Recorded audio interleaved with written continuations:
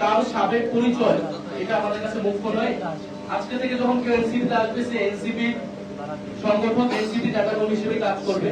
মনে আছে প্রত্যেককে আসলে একত্রিত হওয়া উচিত, একটি বান্ডেলে আসা উচিত, একটি প্ল্যাটফর্মের নিচে আসা উচিত।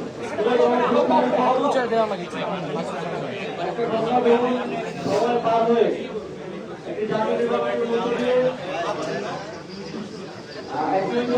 সময় পার করতে বাংলাদেশে এবং আমাদের গণঅভ্যুত্থানের যে প্রতিশ্রুতি এবং জনগণের যে আকাঙ্ক্ষা সেই আকাঙ্ক্ষিত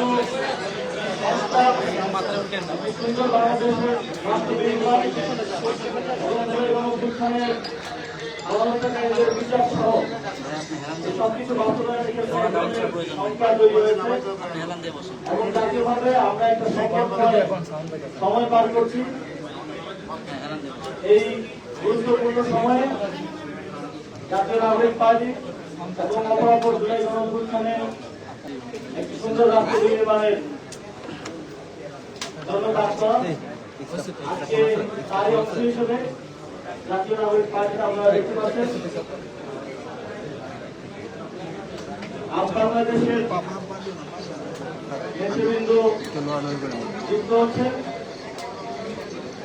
আমার বাংলাদেশ পার্টির নেতৃবৃন্দ যুক্ত হচ্ছে এবং বৈষম্য বিরোধী ছাত্র আন্দোলনের নেতৃবৃন্দ যারা সমস্ত প্ল্যাটফর্ম ছেড়ে আমাদের জাতীয় নাগরিক পার্টিতে যুক্ত হচ্ছে। আমাদের মনে হয়েছে যারা জুলাই গণঅভ্যুত্থানকে ধারণ করে লালন করে, জুলাই গণঅভ্যুত্থানের যে চেতনা, যে স্পিরিট, যে আকাঙ্ক্ষা, সেটি বাস্তবায়নে, সংস্কার বাস্তবায়নে কাজ করতে চায়। মনে হয়েছে প্রত্যেককে আসলে একত্রিত হওয়া উচিত, একটি বান্ডেলে আসা উচিত, একটি প্ল্যাটফর্মের নিচে আসা উচিত।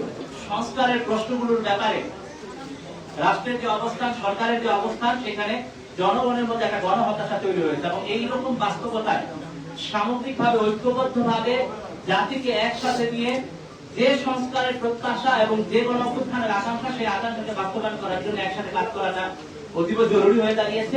কার কি সাবেক পরিচয় এটা আমাদের কাছে মুখ্য নয়।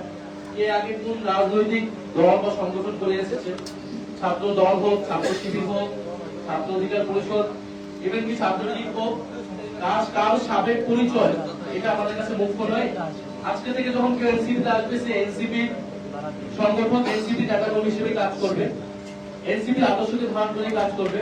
তবে কোন ফ্যাসিজমে অংশগ্রহণকারী, গণহত্যায় অংশগ্রহণকারী, গণহত্যাকে সমর্থনকারী, চাঁদাবাজ, দুর্নীতির যারা অভিযুক্ত, সন্ত্রাস, এই ধরনের কোন ব্যক্তি কখনোই এনসিপিতে আসতে পারবে না, এনসিপিতে থাকতে পারবে না।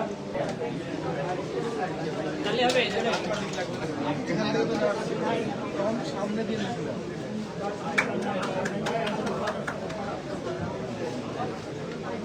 মোবাইলের বাম থেকে চাপান না।